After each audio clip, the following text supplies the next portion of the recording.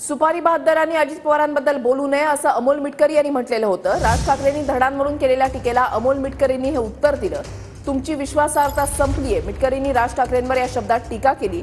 तर मिटकरी आधी भाजप विरोधात बोलायचे, आता त्यांच्या मांडीवर बसलेत असं संदीप देशपांडे यांनी म्हणत प्रत्युत्तर केलंय। मिटकरींनी अजितदादांच्या शपथविधीवेळी चेहरा लपवला होता असं संदीप देशपांडे यांनी म्हटलंय।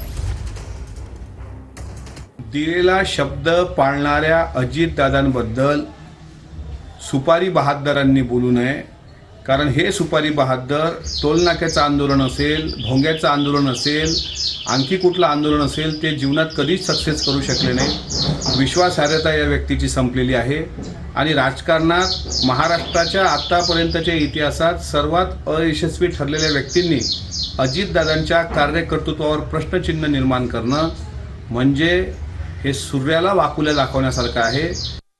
यावेळेला लोकसभेला मोदींसाठी पाठिंबा दिला होता तेव्हा दिला होता। आता जर तुम्ही चुकीच्या गोष्टी करताय तर त्याच्यावर बोलणार नाही का? आता हेच अमोल मिटकरी आम्हाला शिकवत आहेत। याच्या आधी भाजपबद्दल किती बोलत होते, त्याच भाजपच्या मांडीवर जाऊन बसले ना। मग त्यावेळेला आठवतंय तुम्हाला शपथविधीच्या वेळेला चेहरा लपवलेला अमोल मिटकरींनी, आठवतंय ना?